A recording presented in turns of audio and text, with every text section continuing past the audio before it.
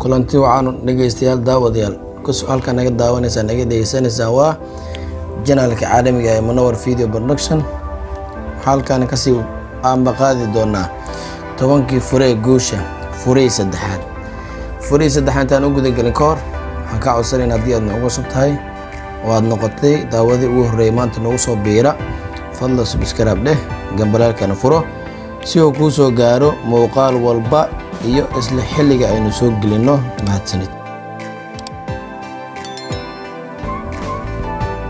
malayna inaad saaratay subscribe oo maanta kadib aysan ku dhaafi doonin oo aad ka mid tahay macaamiisha ku xiran Munawarka ee janaalka Munawar Video Production. waxaan leeyahay waa mahadsan tahay kusoo dhawaad 10kii fure guusha fure saddexaad waxa uu ku saabsan yahay ama ku dul istaagi doona maanta faa'iidooyinka uu leeyahay waqtiga oo la nidaamiya ayaan maanta ku dul istaagi doona haddii aab ilad insha Allah.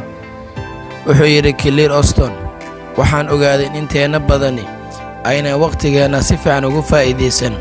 dadka qaar baa qalad ka fahansan marka laga hadlayo nidaaminta waqtiga oo waxay moodaan in loola jeedo in waqtiga dhan shaqo laga dhigayo oo meesha laga saarayo waqtiga nasashada iyo madadaalada.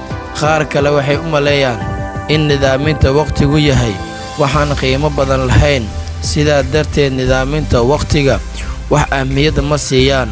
fahanka noocani waa mid ku fida dalkeena Soomaaliya iyo dalalka deriskana la ah. fahanka noocan ee qalad ama qaldanina wuxuu hoos u dhigayaa wax soo saarkeena. faa'iidooyinka uu leeyahay waqtiga oo nidaamiya waxaa ka mid ah 1. adiga oo dareema in noloshaadu ay guud ahaan soo hagaagayso. 2. adiga oo waqti u hela qoyskaaga, madadaalo iyo waqti nasasho oo waliba waxa kor u kacaya xubinta aad bulshadaadu kaga jirto. 3. adiga oo waqti u hela horumarinta naftaada. 4. adiga oo xaqiijiya hadafkaaga. 5. wax soo saarkaaga oo kor u kaca. adiga oo shaqadaada nooceeda wanaajiya. adiga oo yareeya qaladka shaqada. mushaarkaaga oo kor u kaca. culayska shaqada oo ka yaraada. wuxuu ka caawinayaa dhammaystirka shaqada oo si degdeg ah oo aad ku dhammaystirato.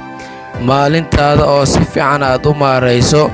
maalintaada oo si fiican aad u faa'iidaysato. marka aad leedahay barnaamij cad oo ah nidaaminta waqtiga, waxaa kugu muuqanaya meelaha bannaan ee aad rabto inaad buuxiso, taasi oo keenaysa in aad waqtigaaga si fiican ugu faa'iidaysato. xasuuso, ruuxa si fiican ugu faa'iidaysta inta ka dhiman ama inta ka hadhay cimrigiisa looma qabto dembigii hore uu u galay, laakiin ninka xumeeya ka faa'iidaysiga cimrigiisa inta ka hadhay dembigiisa hore iyo kii dambana waa lagu qaadaa oo waa lagu ciqaabaa. intaasaynu kusoo gabagabaynaynaa.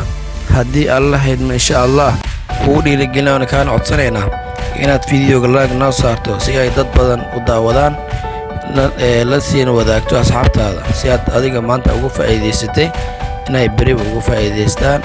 waxaan leenahay asxaabteena qaaliga ku xiran janaalka caalamiga ee Munawar Video Production. waxaan leeyahay waa mahadsantiin. soo dhawaada.